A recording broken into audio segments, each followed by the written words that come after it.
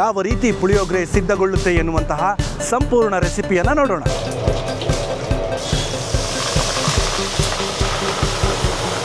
ಎಣ್ಣೆ ಹಾಕಿದ್ರೆ ಮುಗ್ಲು ಬರುತ್ತಾ?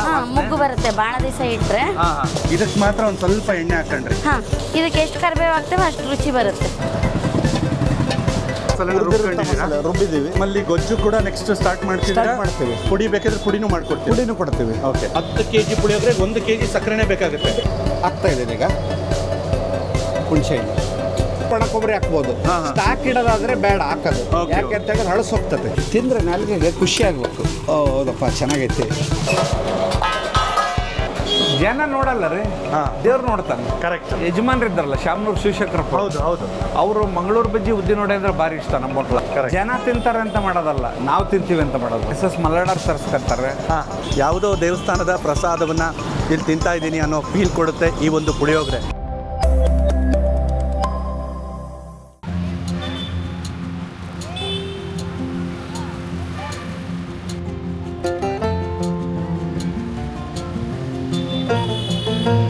ವಿಶಿಷ್ಟ ರುಚಿಗಳನ್ನು ಆಸ್ವಾದಿಸಲು ಇಚ್ಛಿಸುವ ವಿಶಾಲ ಹೃದಯದ ಕನ್ನಡಿಗರಿಗೆ ನಿಮ್ಮ ವಿನಾಯಕನ ವಿನಯಪೂರ್ವಕ ನಮಸ್ಕಾರಗಳು. ವೀಕ್ಷಕರೇ, ವಿಶಿಷ್ಟ ರುಚಿ ಯೂಟ್ಯೂಬ್ ವಾಹಿನಿಗೆ ತಮ್ಮೆಲ್ಲರಿಗೂ ಪ್ರೀತಿಯ ಸ್ವಾಗತ. ನಾನಿವತ್ತು ನಮ್ಮ ಬೆಣ್ಣೆನಗರಿ ದಾವಣಗೆರೆಯ ಜಯದೇವ ಸರ್ಕಲ್ಗೆ ಬಂದಿದ್ದೀನಿ. ಇಲ್ಲೇ ಹತ್ತಿರದಲ್ಲಿ ಒಂದು ಹೋಟೆಲ್ನಲ್ಲಿ ಪುಳಿಯೋಗರೆಯನ್ನು ಅತ್ಯದ್ಭುತವಾಗಿ ಮಾಡಲಾಗುತ್ತೆ ಅಂತ ಕೇಳ್ಪಟ್ಟೆ. ಹಾಗಿದ್ರೆ ತಡ ಯಾಕೆ ವೀಕ್ಷಕರೇ, ಬನ್ನಿ ಈ ಒಂದು ಸಂಚಿಕೆಯಲ್ಲಿ ಅದು ಯಾವ ಹೋಟೆಲು ಮತ್ತು ಅಲ್ಲಿ ಯಾವ ರೀತಿ ಪುಳಿಯೋಗರೆ ಸಿದ್ಧಗೊಳ್ಳುತ್ತೆ ಎನ್ನುವಂತಹ ಸಂಪೂರ್ಣ ರೆಸಿಪಿಯನ್ನು ನೋಡೋಣ. ಸೊ ವೀಕ್ಷಕರೇ, ಇದೇ ಆ ಒಂದು ವಿಶೇಷವಾದ ಹೋಟೆಲ್ಲು. ಇದರ ಹೆಸರು ಮಂಜುನಾಥ ಇಡ್ಲಿ ಸೆಂಟರ್ ಅಂತ. ಇಲ್ಲಿ ಪುಳಿಯೋಗರೆಯನ್ನು ನಿಜಕ್ಕೂ ಅತ್ಯದ್ಭುತವಾಗಿ ಮಾಡ್ತಾರೆ. ಬನ್ನಿ ತಡ ಯಾಕೆ, ಒಳಗಡೆ ಹೋಗ್ಬಿಟ್ಟು ಇಲ್ಲಿ ಯಾವ ರೀತಿ ಪುಳಿಯೋಗರೆ ಸಿದ್ಧಗೊಳ್ಳುತ್ತೆ ಎನ್ನುವಂತಹ ಸಂಪೂರ್ಣ ರೆಸಿಪಿಯನ್ನು ನೋಡೋಣ. ವೀಕ್ಷಕರೇ, ನಮ್ಮ ಜೊತೆ ಈಗ ಮಂಜುನಾಥ ಇಡ್ಲಿ ಸೆಂಟರ್ನ ಮಾಲೀಕರಾದಂತಹ ರಾಜು ಅಣ್ಣವರಿದ್ದಾರೆ. ಅಣ್ಣವರೇ ನಮಸ್ಕಾರ. ನಮಸ್ತೆ ಅಣ್ಣ. ನಮಗಿವತ್ತು ಪುಳಿಯೋಗರೆ ರೆಸಿಪಿ ತೋರಿಸ್ಕೊಡ್ತೀರಾ? ತೋರಿಸ್ತೀವಿ. ನಿಮ್ಮಲ್ಲಿ ತುಂಬ ಫೇಮಸ್ಸು, ತುಂಬ ಜನರು ಕೇಳ್ತಾ ಇದ್ರು ಮಂಜುನಾಥ ಇಡ್ಲಿ ಸೆಂಟರ್ದು ಪುಳಿಯೋಗರೆ ರೆಸಿಪಿ ತೋರಿಸಿ ಅಂತ. ದಯವಿಟ್ಟು ಇವತ್ತು ತೋರಿಸ್ಕೊಡಿ ಸರ್. ತೋರಿಸ್ಕೊಡ್ತೀವಿ. ಮೊದಲೇನು ಅನ್ನಕ್ಕೆ ಇಟ್ಕೊಳ್ತೀರಾ? ಅನ್ನಕ್ಕೆ ಇಟ್ಕೊಳ್ತೀವಿ ಈ ಥರ. ಓಕೆ. ಪುಳಿಯೋಗರೆಗೆ ಆಗಲಿ ಬೇರೆ ಐಟಮ್ಸ್ಗೆ ಆಗಲಿ ಇದೇ ರೆಗ್ಯುಲರ್ ಅಕ್ಕಿ ಬಳಸೋದ್ರಾ? ಇದು ಇನ್ನೊಂದು BR ಗೋಲ್ಡ್ ಅಂತ ಬರುತ್ತೆ. ಒಂದು ಬುಲೆಟ್, ಒಂದು BR ಗೋಲ್ಡ್, ಇವೆರಡೇ ಚೆನ್ನಾಗಿ ಬರುತ್ತೆ ನಮಗೆ. ಸೋನಾ ಮಸೂರಿ ಅಕ್ಕಿನೇ? ಸೋನಾ ಮಸೂರಿ. ಎಸ್. ಸೊ ಇಲ್ಲಿ ಪುಳಿಯೋಗರೆಗೆ ಸುಮಾರು 10 kg ಅಷ್ಟು ಅಕ್ಕಿನ ತಗೊಳ್ತಾ ಇದ್ದಾರೆ. 10 kg ಆಯ್ತು ಅಕ್ಕ ಇದು. ಸೊ ರಾಜಣ್ಣರು ಹಾಗೆ ಅವ್ರ ಮನೆಯವರಾದಂತಹ ಸುಧಕ್ ಅವರು. ಅಕ್ಕವ್ರೆ ನಮಸ್ಕಾರ. ಸೊ ನೀವು ಮತ್ತು ಅಣ್ಣವರು ಇಬ್ಬರು ಸೇರಿ ಅಡುಗೆ ಮಾಡೋದಿಲ್ಲ ಪ್ರತಿನಿತ್ಯ. ಅಣ್ಣ, ಈಗ ಅಕ್ಕಿನ ನೀಟಾಗಿ ತೊಳ್ಕೊಳ್ತಾ ಇದ್ದೀರಾ? 2 ಸಲ ತೊಳೆದಿದ್ದೀವಿ. ಈ ಥರ ನೀಟಾಗಿ ತೊಳೆದು ಅಣ್ಣ ಈಗ ಕುದಿಯೋ ನೀರಿಗೆ ಹಾಕ್ಬಿಡೋದು. ಓಕೆ. ಈ ಥರ ಇಷ್ಟು ಬರೋ ಥರ ಬೇಯಿಸ್ಕೊಂಡು ಆಮೇಲೆ ಬಸ್ಕೊಂಡ್ಬಿಡ್ತೀರಾ? ಬಸ್ಕೊಂಡ್ಬಿಡ್ತೀವಿ. ಓಕೆ. ಬಸ್ಕೊಂಡು ಆಮೇಲೆ ಇದಕ್ಕೆಲ್ಲ ಒಗ್ಗರಣೆ ಮಾಡಿ ಹಾಕೋದು. ಓಕೆ. ಸುಧಕ್ ಅವರೇ, ಈಗ ನೀವು ಪುಳಿಯೋಗರೆಗೆ ಒಗ್ಗರಣೆ ಹಾಕೊಳ್ತಾ ಇದ್ದೀರಾ? ಒಗ್ಗರಣೆ. ಸೊ ಏನೇನು ತಗೊಂಡಿದ್ದೀರಕ್ಕ ಮೊದಲಿಗೆ? ಶೇಂಗಾ ಬೀಜ, ಕಡಲೆಬೇಳೆ, ಉದ್ದಿನಬೇಳೆ. ಎಷ್ಟೆಷ್ಟು ಪ್ರಮಾಣದಲ್ಲಿದೆ ಅಕ್ಕ ಅಂದಾಜು? ಅರ್ಧ kg ಶೇಂಗಾ ಬೀಜ. ಹ್ಞೂ ರಕ್ಕ. ಒಂದು 100 ಗ್ರಾಮ್ ಉದ್ದಿನಬೇಳೆ. ಹ್ಞೂ ರಕ್ಕ. ಒಂದು 1/4 kg ಅರ್ಧ ಕಡಲೆಬೇಳೆ ತಗೊಂಡು. ಕಡಲೆಬೇಳೆ ತಗೊಂಡಿದ್ದೀರಾ? ಎಣ್ಣೆ ಎಷ್ಟು ಪ್ರಮಾಣ ಬೇಕಾಗುತ್ತಕ್ಕ? 1/4 ಬೇಕು. 1/4 kg. 1/4 kg. 1 kg 800 ಗ್ರಾಮ್ನಷ್ಟು ಎಣ್ಣೆನ ಹಾಕೊಂಡಿದ್ದಾರೆ. ಸಾಸಿವೆ ಹಾಕೊಳ್ತಿದ್ದೀರಕ್ಕ? 100 ಗ್ರಾಮ್ ಸಾಸಿವೆ ಹಾಕ್ತೀನಿ. ಓಕೆ. ಪ್ರತಿನಿತ್ಯ ಎಷ್ಟು kg ಅಕ್ಕಿದ್ ಮಾಡ್ತೀರಕ್ಕ ಪುಳಿಯೋಗರೆ? 15 kg ಪುಳಿಯೋಗರೆ. 15 kg. ಇವತ್ತು ಭಾನುವಾರ ಆಗಿರೋದ್ರಿಂದ 10 kg ಮಾಡ್ತಾ ಇದ್ದೀವಿ. ಇವಾಗ ಶೇಂಗಾ ಬೀಜ ಹಾಕ್ತೀನಿ. ಹ್ಞೂ ರಕ್ಕ.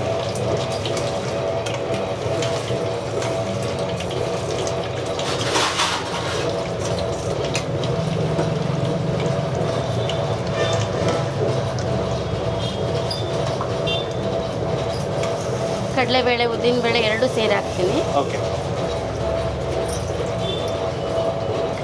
ಶೇಂಗಾ ಒಂದು ಸ್ವಲ್ಪ ಟೈಮ್ ತಗೊಳುತ್ತಲ್ಲ ಬೇಯಕ್ಕೆ, ಅದಕ್ಕೆ ಮೊದಲು ಹಾಕೊಂಡ್ರಿ? ಇಲ್ಲ ಕಡಲೆಬೇಳೆ ಅದೆಲ್ಲ ಸೀದ್ ಬಿಡತೈತೆ ಜೊತೆ. ಹೌದು. ಸೊ ಯಾವ ಮಟ್ಟದವರೆಗೂ ಕರ್ಕೊಳ್ತೀರಕ್ಕ ಇದನ್ನು? ಒಂದು ಸ್ವಲ್ಪ ಇದಾಗಬೇಕು, ಬಾದಾಮಿ ಕಲರ್ ಬರಬೇಕು. ಗೋಲ್ಡನ್ ಕಲರ್ ಬಂತಂದ್ರೆ ಬಂದ್ ಮಾಡಿಬಿಡ್ತೀನಿ. ಅಕ್ಕ, ನೀವು ಎಷ್ಟು ವರ್ಷಗಳಿಂದ ಇಲ್ಲಿ ಪುಳಿಯೋಗರೆನ ರೆಗ್ಯುಲರ್ ಆಗಿ ಮಾಡ್ತಾ ಬರ್ತಾ ಇದ್ದೀರಾ? ನಾನು ಇವಾಗ ಬಂದೆ 22 ವರ್ಷ ಆಯ್ತಲ್ರಿ.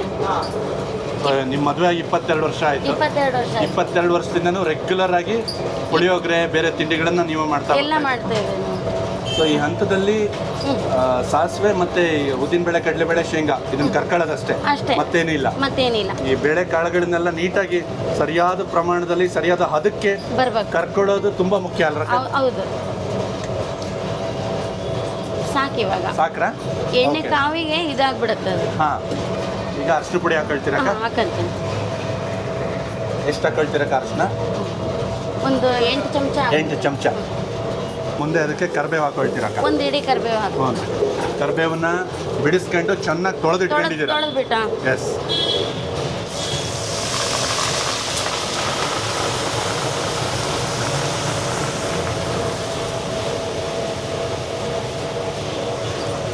ಈ ಕರ್ಬೇವಿನ ಫ್ಲೇವರ್ ಎಲ್ಲಕ್ಕ ಒಳ್ಳೆ ರುಚಿ ಕೊಡೋದು ಪುಳಿಯೋಗರೆಗೆ. ಕರ್ಬೇವಿನ ಕಂಪು ಚೆನ್ನಾಗಿರ್ಬೇಕು. ಇದು ಬರುತ್ತೆ. ಇಷ್ಟಾದ್ರೆ ಆಯ್ತು. ಈಗ ಇಳಿಸ್ಕೊಂಡ್ಬಿಡ್ತೀರಾ ಇದನ್ನ? ಇಳಿಸ್ಕೊಂಡ್ಬಿಡ್ತೀವಿ. ಓಕೆ.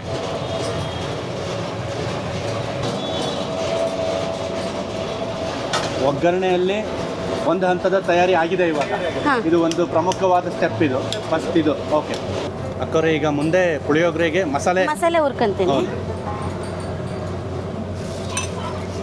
ಇದು 1 kg ಪುಳಿಯೋಗರೆಗೆ ಒಣಮೆಣಸಿಕಾಯಿಗೆ 150 ಗ್ರಾಮ್ ಕೊತ್ತಂಬರಿ ಕಾಳು 150 ಗ್ರಾಮ್ ಹಾಕ್ಯಂತೀರಾ?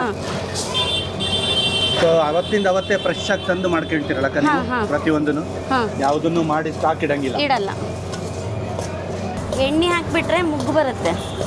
ಎಣ್ಣೆ ಹಾಕಿದ್ರೆ ಮುಗ್ಲು ಬರುತ್ತಾ? ಮುಗ್ಗು ಬರುತ್ತೆ ಭಾಳ ದಿವಸ ಇಟ್ರೆ. ಹಂಗಾಗಿ ಎಣ್ಣೆ ಹಾಕಲ್ಲ ಜಾಸ್ತಿ. ಹಾಗಾಗಿ ಡ್ರೈ ಮಾಡೇ ಇಟ್ಕೊಳ್ತೀರಿ. ಸೊ ಈಗ ಮಾಡ್ಕೊಳ್ತೀರಾ? ಇದು ಮಸಾಲ ಪ್ರಮಾಣ ಒಂದು 2 ದಿವಸ ಮಾತ್ರ ಬರುತ್ತೆ. 2 ದಿವಸ, 1 kg. ಒಂದು 2 ದಿವಸಕ್ಕೆ ಆಗಷ್ಟು ಮಾಡ್ಕೊಳ್ತಿದ್ರೆ ಕೊತ್ತಂಬರಿ ಕಾಳು ಒಳ್ಳೆ ಘಮ ಬರ್ತಾ ಇದೆ. ಇನ್ನೂ ಬರಬೇಕು. ಸಾಕು ಅನಿಸ್ತೈತಿ. ಹ್ಞೂ ರಕ್ಕ. ಸೊ ಇಷ್ಟಾದರೆ ಸಾಕು. ಇದನ್ನು ಒಂದು ತಟ್ಟೆಗೆ ತಗೊಂಡ್ಬಿಡ್ತೀರಾ? ಸೊ ಈಗ 150 ಗ್ರಾಮ್ನಷ್ಟು ಜೀರಿಗೆ ಹಾಕೊಂಡ್ರಿ ಅಕ್ಕ? ಜೀರಿಗೆನ ಹುರ್ಕೊಂಡು. ಹ್ಞೂ ರಕ್ಕ. ಅದು ಸ್ವಲ್ಪ ಇದು ಆಗ್ಬೇಕು, ಸ್ಮೆಲ್ ಬರಬೇಕು. ಜೀರಿಗೆನೂ ಸ್ವಲ್ಪ ಚಟಪಟ ಅಂದು ಸ್ಮೆಲ್ ಬರಬೇಕು. ಮಸಾಲೆ ಮಾಡ್ಕೊಳ್ಳೋವಾಗ ಇವೆಲ್ಲವನ್ನ ಸರಿಯಾದ ಪ್ರಮಾಣಕ್ಕೆ ಸರಿಯಾದ ಹದಕ್ಕೆ ಹುರ್ಕೊಳ್ಳೋದು ಭಾಳ ಮುಖ್ಯ ಅಲ್ವಾ? ಹೌದೌದು. ಈಗ ಜೀರಿಗೆ ಒಳ್ಳೆ ಘಮ ಬರ್ತಾ ಇದೆ ಅಕ್ಕ. ಇನ್ನೊಂದು ಸ್ವಲ್ಪ ಬರಬೇಕು. ಸಾಕು ಇವಾಗ. ಸಾಕಾಕ?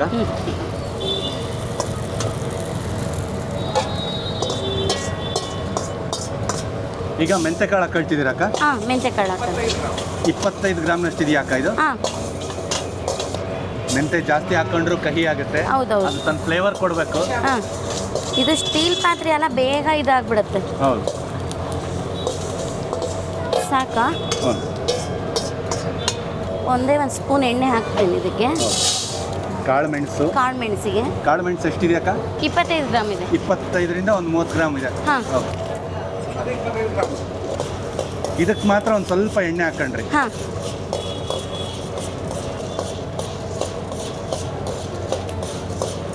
ಮೆಣಸು ಯಾವ ಪ್ರಮಾಣದವರೆಗೂ ಹುರ್ಕೋಬೇಕಕ್ಕ?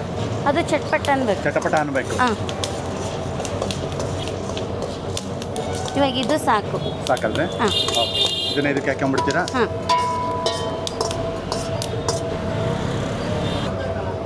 ಒಂದು ಹಿಡಿ ಇದು ಕರಿಬೇವು. ಒಂದು ಹಿಡಿ ಕರಿಬೇವನ್ನ ಬಿಡಿಸ್ಕೊಂಡು ಚೆನ್ನಾಗಿ ತೊಳೆದು ಇಟ್ಕೊಂಡಿದ್ದೀರಾ? ಕರಿಬೇವು ಸ್ವಲ್ಪ ಹಸಿ ವಾಸನೆ ಹೋಗ್ಬೇಕ್ರಾ? ಕರಿಬೇವಿನ ಕಂಪಿದ್ರೇನೆ ಪುಳಿಯೋಗರೆ ಚೆನ್ನಾಗಿ ಬರುತ್ತೆ. ಹಿಂದೆ ನೀವು ಶೇಂಗಾ, ಉದ್ದಿನಬೇಳೆ, ಕಡಲೆಬೇಳೆ ಹುರ್ಕೊಂಡಾಗ್ಲೂ ಅದ್ರಾಗೂ ಕರಿಬೇವು ಹಾಕಿದ್ದೆ. ಸೊ ಇಲ್ಲೂ ಒಂದು ಹಿಡಿ ಹಾಕಿ ಇದಕ್ಕೂ ಹಾಕಬೇಕು. ಇದಕ್ಕೆ ಎಷ್ಟು ಕರಿಬೇವು ಹಾಕ್ತೇವೆ ಅಷ್ಟು ರುಚಿ ಬರುತ್ತೆ. ಪೂರ್ತಿ ಹಸಿ ವಾಸನೆ ಹೋಗಿದೆ. ಓಕೆ.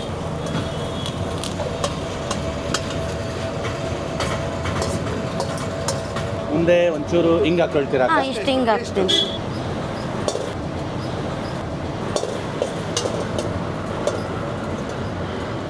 ಎಣ್ಣೆ ಜೊತೆಗೆ ಮಿಕ್ಸ್ ಆಗೋಷ್ಟು ಲೈಟಾಗಿ ಅದನ್ನು ಬಿಸಿ ಮಾಡ್ಕೊಂಡ್ರಿ?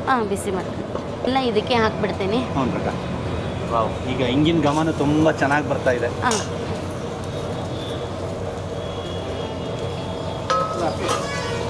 ಇದಕ್ಕೆ ಒಣಮೆಣ್ಸಿಕಾಯಿ ಹಾಕ್ಬಿಟ್ರೆ ಪುಳಿಯೋಗರೆ ಗೊಜ್ಜು ರೆಡಿ.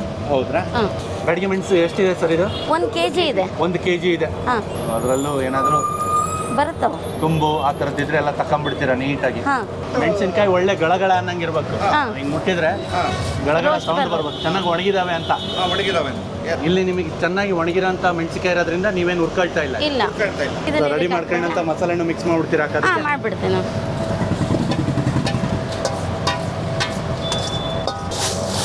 ಚೆನ್ನಾಗಿ ಮಿಕ್ಸ್ ಮಾಡ್ಕೊಳ್ತಿದ್ದೀರಾ? ಹೌದೌದು.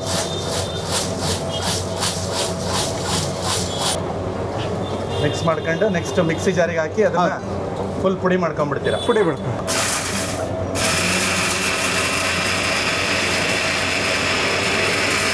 ಅಣ್ಣ ಇವಾಗ ಹುರಿದಿರೋಂಥ ಮಸಾಲೆನ ರುಬ್ಕೊಂಡಿದ್ದೀರಾ? ರುಬ್ಬಿದ್ದೀವಿ, ಓಕೆ. ಎಲ್ಲ ರೆಡಿ ಐತಿ. ಸಕ್ಕರೆ ಹಾಕ್ತಾ ಇದ್ದೀರಾ? ಮನೆಗೆ ಮಾಡಕ್ಕಂತ ಅವರು ಸಕ್ಕರೆ ಹಾಕಪ್ಪ, ಅಲ್ಲ ಬೆಲ್ಲ ಹಾಕ್ಬೋದು. ಓಕೆ. ಇದಕ್ಕೆ ಎಷ್ಟು ಸಕ್ಕರೆ ಹಾಕ್ತೀರಣ್ಣ? ಸಕ್ಕರೆ 1 kg, 10 kg ಪುಳಿಯೋಗರೆ 1 kg ಸಕ್ಕರೆ. 10 kg ಪುಳಿಯೋಗರೆ 1 kg ಸಕ್ಕರೆನೇ ಬೇಕಾಗುತ್ತೆ. 1 kg ಸಕ್ಕರೆ ಬೇಕು. ಸಕ್ಕರೆಗಿಂತ ಬೆಲ್ಲನೂ ಹಾಕ್ಬೋದು. ಹುಣಸೆ ಹುಳಿ, ಹುಣಸೆ ಹಣ್ಣು. ಹಿಂಡು ಇಟ್ಕೊಂಡಿದ್ದೀರಾ? ಹೌದೌದು. ಅರ್ಧ kg ಹುಣಸೆ ಹಣ್ಣಿಂದ್ರ ಇದು? ಹುಣಸೆ ಹಣ್ಣು ಹಾಕ್ತಾ ಇದ್ದೀನಿ ಈಗ. ಹುಣಸೆ ಹಣ್ಣು ಪುಳಿಯೋಗರೆಗೆ ಒಳ್ಳೆ ಹುಳಿ ಇರ್ಬೇಕು. ಹುಳಿಗೆ ನಾವು ಕುದಿಸಬೇಕಾದ್ರೆ ಹಾಂ. ಉಪ್ಪು ಬೆಲ್ಲ ಹಾಕಬೇಕು.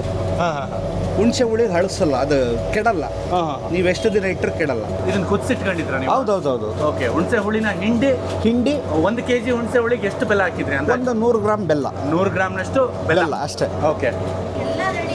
ಎಲ್ಲ ರೆಡಿ ಇರ್ತದೆ ಮಾತ್ರ. ಗೊಜ್ಜು ಅಂದರೆ ರೈಸ್ ಮಾಡೋದು ಕಲ್ಸೋದು ಅಷ್ಟೇ ಈಗ ಕೆಲಸ. ನಿಮ್ಮಲ್ಲಿ ಗೊಜ್ಜು ಕೂಡ ನೆಕ್ಸ್ಟ್ ಸ್ಟಾರ್ಟ್ Start ಮಾಡ್ತೀವಿ. ಪುಡಿ ಬೇಕಿದ್ರೆ ಪುಡಿನೂ ಮಾಡ್ಕೊಡ್ತೀವಿ. ಪುಡಿನೂ ಕೊಡ್ತೀವಿ. ಓಕೆ. ಪುಡಿ ತಗೊಂಡಾರ ಬೇಕಿದ್ರೆ ಮನೆಗೆ ಹೋಗಿ ಹುಣಸೆ ಹುಳಿ ಉಂಡ್ಕೋಬೇಕು ಅವ್ರೆ. ಹುಣಸೆ ಹುಳಿ ಹಿಂಡ್ಕೊಂಡು ಈ ಥರ ಒಗ್ಗರಣೆ ಹಾಕ್ಕೊಬೇಕು. ಓಕೆ. ಈಗ ಆ ಥರ ತೋರಿಸಿದ್ವಲ್ಲ ಅವಾಗಲೇ, ಹೌದು. ಆ ಥರ ಒಗ್ಗರಣೆ ಮಾಡಕ್ಕೆ. ಇಲ್ಲ ಡೈರೆಕ್ಟಾಗಿ ಗೊಜ್ಜೆ ಬೇಕು ಅಂತ ಹೇಳಿದ್ರೆ ಹಾ. ನೀವು ರೈಸ್ ಮಾಡೋದು ಉಪ್ಪಿಗೆ ರುಚಿಗೆ ತಕ್ಕಂಗೆ ಉಪ್ಪು ಹಾಕಿ ಕಲ್ಸೋದು ಅಷ್ಟೇ ಕೆಲಸ. ಅಷ್ಟೇ. ಓಕೆ. ಬೇರೆ ಏನಿರಲ್ಲ. ಈಗ ಅದು ಹುಣಸೆ ಹಣ್ಣು ಹಾಕಿನಿ, ಉಪ್ಪು ಹಾಕಿನಿ, ಸಕ್ಕರೆ ಹಾಕಿನಿ. ಓಕೆ. ಈಗ ಮಸಾಲೆ ಹಾಕ್ತಾ ಇದ್ದೀನಿ.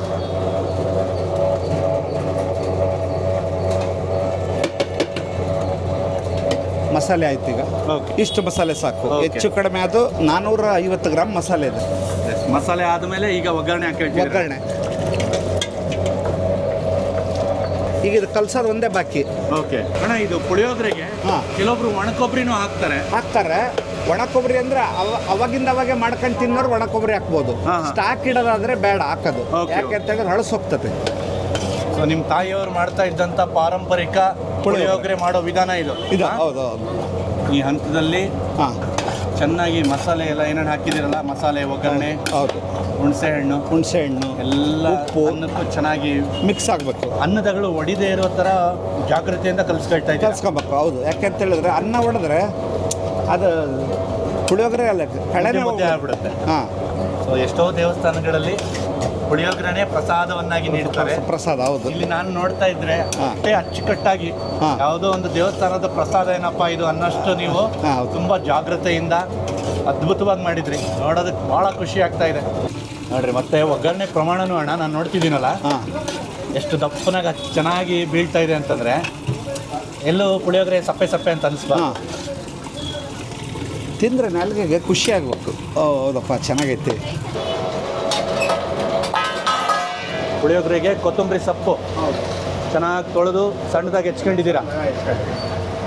ನೀವು ಪ್ರತಿಯೊಂದನ್ನು ಇಲ್ಲಿ ತೊಳೆದು ಬಿಟ್ಟೆ ಬಳಸ್ತೀರಾ? ಯಾವುದೇ ಐಟಮ್ ಆಗಿ? ಯಾವುದೇ ಐಟಮ್ ಆಗಿದೆ. ಓಕೆ. ಟೊಮೊಟ, ಹಾ. ಈರುಳ್ಳಿ, ಹಸಿಮೆಣಸಿನ್ಕಾಯಿ, ಆಲೂಗಡ್ಡೆ, ಶುಂಠಿ, ಹಾಂ. ಕರಿಬೇವು ಸಮೇತ ತೊಳಿತೀವಿ. ಕರಿಬೇವು ತೊಳೆದು ನೋಡಿದ್ದೀರಿ ಎಲ್ಲರೂ? ಇಲ್ಲ. ನಾವು ತೊಳಿತೀವಿ. ಓಕೆ. ಎಲ್ಲ ಅಷ್ಟೇ ತೊಳೆದೇ ಮಾಡೋದು. ಪ್ರತಿಯೊಂದು ತೊಳೆದು. ಹೋಟೆಲ್ಗಳಲ್ಲಿ ಹಾಂ. ಸೊಪ್ಪುಗಳನ್ನು ನೇರವಾಗಿ ಹಾಕ್ಬಿಡ್ತಿಲ್ಲ. ಇಲ್ಲ, ನಾವು ಹಂಗೆ ಹಾಕಲ್ಲ. ಹಾಂ. 3 ಸಲ ಎರಡೆರಡು ಸಲ ತೊಳೆದೇ ನಾವು ಮಾಡೋದು. ಓಕೆ. ಮಣ್ಣು ಇರ್ತದೆ ಅದರಲ್ಲಿ. ಹೌದು. ಜನ ನೋಡಲ್ಲ ರೀ, ಹಾಂ. ದೇವ್ರು ನೋಡ್ತಾನೆ. ಕರೆಕ್ಟ್.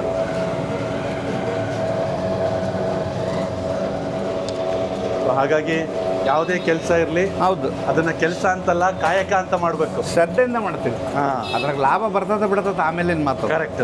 ನಮಗೆ ಬೇಕಾಗಿರೋದು ಫಸ್ಟ್ ಶ್ರದ್ಧೆ. Correct. ಜನ ತಿಂತಾರೆ ಅಂತ ಮಾಡೋದಲ್ಲ, ನಾವು ತಿಂತೀವಿ ಅಂತ ಮಾಡೋದು. ಈ ಹೋಟ್ಲು ನಮ್ಮದು 98ಕ್ಕೆ ಶುರುವಾಗಿರೋದು. ಮುಂದ್ಗಡೆ ಸರ್ಕಲ್ನಾಗಿದ್ವಿ. ಓಕೆ. 98ರಿಂದ ಅವಾಗೆಲ್ಲ ನಮ್ಮ ತಾಯರಿದ್ದರು. ಹಾಂ. ತಾಯರ ಹೆಸರು ಬಂದು ಕಮಲಮ್ಮ ಅಂತೇಳಿ. ಕಮಲಮ್ನವ್ರು ಶುರು ಮಾಡಿದ್ದು. ಕಮಲಮ್ಮರು ಶುರು ಮಾಡಿದ್ದು 90ಕ್ಕೆ ಶುರು ಮಾಡಿದ್ದು. 1990ರಲ್ಲೇ ಶುರು ಮಾಡಿದ್ದು. ಶುರು ಮಾಡಿದ್ದು. ಹಾಂ. 2008 ತನಕ ಇದ್ದರು ಅವರು. Okay. 2008 ನಂತರ ತೀರ್ಕೊಂಡಿದ್ದಾರೆ ಅವರು. Okay. ನಾನು ನಮ್ಮ ಮನೆಯವರು ಮುಂದುವರಿಸ್ಕೊಂಡು ಹೋಗ್ತಾ ಇದ್ದೀವಿ. ಸೊ ಇಲ್ಲಿ ವಿಶೇಷವಾಗಿ ಇಲ್ಲಿ ಪುಳಿಯೋಗರೆನ ಎಲ್ಲರೂ ಹೆಚ್ಚು ಜನರು ಇಷ್ಟಪಟ್ಟು ತಿಂತಾರೆ. ಹೌದು. ಅದರಲ್ಲೂ ವಿಶೇಷವಾಗಿ ಜನಪ್ರತಿನಿಧಿಗಳು ಕೂಡ ತರಿಸ್ಕೊಂಡು ತಿಂತಾರೆ. ತರಿಸಿದ್ರು ಎಸ್ ಮಲ್ಲಣ್ಣವ್ರು ತರಿಸ್ಕೊಂತಾರೆ. ಆಮೇಲೆ ನಮ್ಮ ಅಜ್ಜಂಪುರ್ ಶೆಟ್ಟರು ರಾಜಣ್ಣವ್ರು ಅಂತಿದ್ದಾರೆ, ಮುತ್ತಣ್ಣರು ಅವರು ತರಿಸ್ಕೊಂತಾರೆ. ಯಜಮಾನ್ರಿದ್ದಾರಲ್ಲ ಶಾಮನೂರು ಶಿವಶಂಕರಪ್ಪ, ಹೌದು ಹೌದು, ಅವರು ಮಂಗಳೂರು ಬಜ್ಜಿ ಉದ್ದಿನ ವಡೆ ಅಂದ್ರೆ ಭಾರಿ ಇಷ್ಟ ನಮ್ಮ ಹೋಟ್ಲ. ಸಿಗ್ನಲ್ ಕಾರ್ ನಿಲ್ಸಿ ತಗೊಂಡೋಗರು ಅವರೇ ಬಂದು ಕಾರ್ ನಿಲ್ಸಿ ತಗೊಂಡು ಹೋಗ್ತಿದ್ರು. ನಿಮ್ಮ ಅಂಗಡಿ ಸರ್ಕಲ್ ಅಲ್ಲಿ ಇದ್ದಾಗ ಡಬಲ್ ದುಡ್ಡು ಕೊಡ್ತಿದ್ದಾರೆ. ಮತ್ತೆ ₹10 ಟೈಮಿಗೆ ₹100 ಕೊಟ್ಟು ಹೋಗ್ತಿದ್ರು. ಟೈಮಿಂಗ್ಸ್ ನಮ್ದು ಮಧ್ಯಾಹ್ನ 1ರಿಂದ ರಾತ್ರಿ 10:30 ತನಕ. ಏನೇ ಐಟಮ್ ತಗೊಂಡ್ರೆ ನಮ್ಮ ಹತ್ರ ₹50 ಪುಳಿಯೋಗರೆ ತಾಳ್ರಿ, ಮಸಾಲ ರೈಸ್ ತಾಳ್ರಿ, ಇಡ್ಲಿ ವಡ ತಾಳ್ರಿ, ಪೂರಿ ತಾಳ್ರಿ, ಎಲ್ಲ ₹50. ಅಥವಾ ಈಗ ಎಲ್ಲ ರೆಡಿ ಮಾಡ್ಕೊಂಡು ಕೌಂಟರ್ ಸೇಲ್ಸ್ ಶುರುವಾಗಿದೆ. ಏನೇನಿದೆ ಅಕ್ಕ ಇವಾಗ? ಇದು ಆಂಬೊಡೆ ಅಲ್ಲಕ್ಕ? ಆಂಬೊಡೆ ಜೊತೆಗೆ ಪಲಾವ್ ಇದೆ, ರೈಸ್ ಬಾತು, ಟೊಮೆಟೊ ರೈಸ್ ಬಾತ್ ಅಂತ. ಹೌದು, ಟೊಮೆಟೊ ರೈಸ್ ಬಾತ್. ಇದು ಪುಳಿಯೋಗರೆ, ಇದು ಒಗ್ಗರಣೆ ಮಂಡಕ್ಕಿ, ಇದು ಚಿತ್ರಾನ್ನ, ಇಡ್ಲಿ ವಡ, ಪೂರಿ ಎಲ್ಲ ಸಿಗುತ್ತೆ. ಪಲಾವಿಗೆ ವಿಶೇಷವಾಗಿ ಮೊಸರು ಬಜ್ಜಿ ಕೊಡ್ತೀರಲ್ಲ ಕೈ? ಹೌದಣ್ಣ, ಹೌದು.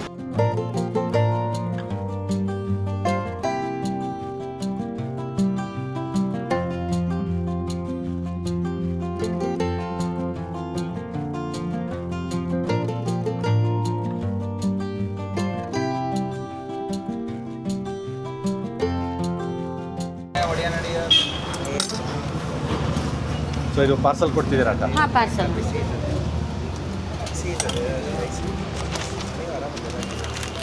ಅಂಬೋಡೆ ಎಷ್ಟು 4 ಕಟ್ಲ?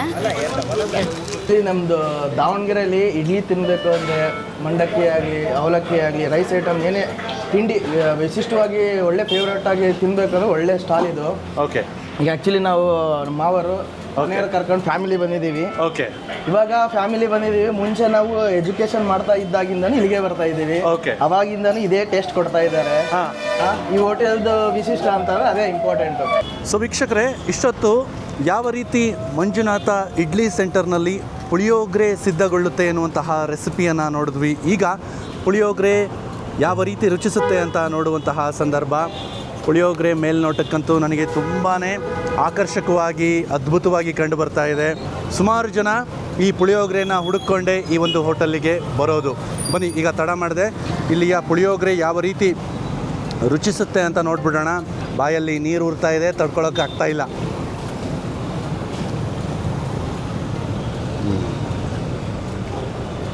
ಆಹಾ, ಮೊದಲನೇದಾಗಿ ಅನ್ನದ ಕ್ವಾಲಿಟಿ. ಅನ್ನ ಒಳ್ಳೆ ಹೂವಿನ ಥರ ಬಂದಿದೆ, ತುಂಬಾ ಹದವಾಗಿ ಕರೆಕ್ಟಾಗಿ ಬೆಂದಿದೆ ಅಂತ ಹೇಳಬಹುದು. ಜೊತೆಗೆ ಇಲ್ಲಿ ಮಸಾಲೆ, ಪುಳಿಯೋಗರೆ ಮಸಾಲೆ ತುಂಬಾ ರುಚಿಕರವಾಗಿದೆ. ಅದರಲ್ಲಿ ಹುಳಿಯ ಅಂಶ ಇರೋದು ಗೊತ್ತಾಗ್ತಾ ಇದೆ, ಸ್ವಲ್ಪ ಬೆಲ್ಲದ ಸಿಹಿ ಗೊತ್ತಾಗ್ತಾ ಇದೆ.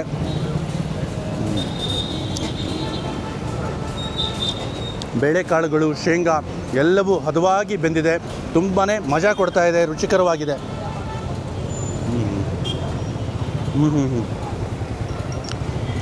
ಕರಿಬೇವಿನ ಫ್ಲೇವರು ತುಂಬಾ ಅದ್ಭುತವಾದಂತಹ ರುಚಿ ಕೊಡ್ತಾ ಇದೆ ಈ ಪುಳಿಯೋಗರೆಗೆ.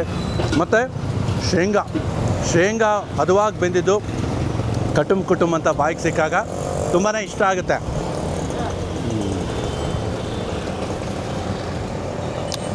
ಸೊ ಕೊನೆ ಹಂತದಲ್ಲಿ ಇವರು ಹಾಕಿದಂತಹ ಕೊತ್ತಂಬರಿ ಕೂಡ ಈ ಪುಳಿಯೋಗರೆಯ ರುಚಿಯನ್ನು ಹೆಚ್ಚಿಸ್ತಾ ಇದೆ. ಬನ್ನಿ, ಈಗ ಸ್ವಲ್ಪ ಇವರು ಚಟ್ನಿಯನ್ನು ಕೊಟ್ಟಿದ್ದಾರೆ, ಚಟ್ನಿಯೊಟ್ಟಿಗೆ ಕಲಿಸ್ಕೊಂಡು ತಿನ್ನೋಣ. ಯಾವುದೋ ದೇವಸ್ಥಾನಕ್ಕೆ ಬಂದುಬಿಟ್ಟು ಅಲ್ಲಿಯ ಪ್ರಸಾದವನ್ನು, ಹಲವಾರು ದೇವಸ್ಥಾನಗಳಲ್ಲಿ ಪುಳಿಯೋಗರೆಯನ್ನು ಪ್ರಸಾದ ರೂಪವಾಗಿ ಕೊಡ್ತಾರೆ. ಹಾಗಾಗಿ ಯಾವುದೋ ದೇವಸ್ಥಾನದ ಪ್ರಸಾದವನ್ನು ಇಲ್ಲಿ ತಿಂತಾಯಿದ್ದೀನಿ ಅನ್ನೋ ಫೀಲ್ ಕೊಡುತ್ತೆ ಈ ಒಂದು ಪುಳಿಯೋಗರೆ. ಹೋಟೆಲ್ನ ಮಾಲೀಕರಾದಂತಹ ರಾಜಣ್ಣವ್ರು ಹೇಳ್ತಾ ಇದ್ದರು, ಇನ್ಮೇಲೆ ಅವರು ಪುಳಿಯೋಗರೆ ಪುಡಿ ಅಥವಾ ಪುಳಿಯೋಗರೆ ಗೊಜ್ಜು ಇವೆರಡನ್ನೂ ಕೂಡ ಮಾರಬೇಕು ಅಂತಿದ್ದಾರಂತೆ. ಅದರಲ್ಲೂ ವಿಶೇಷವಾಗಿ ಇನ್ನು ಕೆಲವೇ ದಿನಗಳಲ್ಲಿ ಇವರು ಪುಳಿಯೋಗರೆ ಪುಡಿಯನ್ನು ಮಾರೋದಕ್ಕೆ ಶುರು ಮಾಡ್ತಾರಂತೆ. ಸೊ ಇವರ ನಂಬರನ್ನು ಡಿಸ್ಪ್ಲೇ ಮಾಡಿರ್ತೀನಿ, ಆಸಕ್ತರು ಇವರಿಂದ ಪುಳಿಯೋಗರೆ ಪುಡಿಯನ್ನು ಬೇಕಿದ್ದರೆ ಖರೀದಿಸಬಹುದು. ಜೊತೆಗೆ ಈ ಪುಳಿಯೋಗರೆ ಜೊತೆಗೆ ನನಗೆ ಬಿಸಿ ಬಿಸಿಯಾದ ಮಿರ್ಚಿಯನ್ನು ಮಾಡಿಕೊಟ್ಟಿದ್ದಾರೆ. ಮಿರ್ಚಿ ಕೂಡ ಅಷ್ಟೇ ಮೆಣಸಿನ್ಕಾಯಿ ಆಯ್ಕೆಯಿಂದ ಹಿಡಿದು ಕಡಲೆಬೇಳೆ ಹಿಟ್ಟಿನ ಕ್ವಾಲಿಟಿ ಪ್ರತಿಯೊಂದು ಚೆನ್ನಾಗಿದೆ. ಮತ್ತು ಈ ಮಿರ್ಚಿ ಹೊರಗಿಂದ ಕ್ರಿಸ್ಪಿಯಾಗಿ ಒಳಗಿಂದ ಹದವಾಗಿ ಬೆಂದಿರೋದ್ರಿಂದ ಒಳ್ಳೆ ರುಚಿ ಕೊಡ್ತಾ ಇದೆ. ಸೊ ವೀಕ್ಷಕರೇ, ನೋಡಿದ್ರಲ್ಲ, ಈ ಒಂದು ಸಂಚಿಕೆಯಲ್ಲಿ ದಾವಣಗೆರೆಯ ಜಯದೇವ ಸರ್ಕಲ್ ಬಳಿ ಇರುವಂತಹ ಶ್ರೀ ಮಂಜುನಾಥ ಇಡ್ಲಿ ಸೆಂಟರ್ಗೆ ಭೇಟಿ ನೀಡಿ ಇಲ್ಲಿ ಯಾವ ರೀತಿ ಪುಳಿಯೋಗರೆ ಸಿದ್ಧಗೊಳ್ಳುತ್ತೆ ಎನ್ನುವಂತಹ ರೆಸಿಪಿಯನ್ನು ನೋಡಿದ್ವಿ. ಜೊತೆಗೆ ಇಲ್ಲಿನ ಪುಳಿಯೋಗರೆ ಯಾವ ರೀತಿ ರುಚಿಸುತ್ತೆ ಅಂತ ನಾನು ತಿಂದುಬಿಟ್ಟು ಕೂಡ ತಮಗೆ ತಿಳಿಸ್ದೆ. ನಿಮಗೂ ಕೂಡ ಅವಕಾಶ ಸಿಕ್ಕಾಗ ಒಮ್ಮೆ ನೀವು ಕೂಡ ಶ್ರೀ ಮಂಜುನಾಥ ಇಡ್ಲಿ ಸೆಂಟರ್ಗೆ ಭೇಟಿ ನೀಡೋದನ್ನು ಮರಿಬೇಡಿ. ಇಲ್ಲಿ ಸಿಗುವಂತಹ ರುಚಿಯಾದ ತಿಂಡಿಗಳನ್ನು ತಿಂದು ನೋಡೋದನ್ನು ಮರಿಬೇಡಿ. ಅದರಲ್ಲೂ ವಿಶೇಷವಾಗಿ ಇವರು ಮಾಡುವಂತಹ ಪುಳಿಯೋಗರೆಯನ್ನು ಒಮ್ಮೆ ಆದರೂ ನೀವು ತಿನ್ನಲೇಬೇಕು ಅಂತ ಹೇಳ್ತಾ ಈ ಒಂದು ಸಂಚಿಕೆಯನ್ನು ಇಲ್ಲಿಗೆ ಮುಗಿಸ್ತಾ ಇದ್ದೀನಿ. ಆದರೆ ಅದಕ್ಕೂ ಮೊದಲು ನನ್ನದೊಂದು ಪುಟ್ಟ ಮನವಿ, ಇನ್ನೂ ಕೂಡ ತಾವು ನಮ್ಮ ವಿಶಿಷ್ಟ ರುಚಿ ವಾಹಿನಿಯನ್ನು ಸಬ್ಸ್ಕ್ರೈಬ್ ಮಾಡ್ಕೊಂಡಿಲ್ಲ ಅಂತಂದರೆ ಈ ಕೂಡಲೇ ಸಬ್ಸ್ಕ್ರೈಬ್ ಮಾಡಿಕೊಂಡು ನಮ್ಮ ವಿಡಿಯೋಗಳನ್ನು ನಿರಂತರವಾಗಿ ನೋಡ್ತಾ ದಯವಿಟ್ಟು ನಮ್ಮನ್ನು ಬೆಂಬಲಿಸಿ ಅಂತ ಕೇಳ್ಕೊಳ್ತಾ ಈ ಒಂದು ಸಂಚಿಕೆಯನ್ನು ಇಲ್ಲಿಗೆ ಮುಗಿಸ್ತಾ ಇದ್ದೀನಿ. ನಮಸ್ಕಾರ.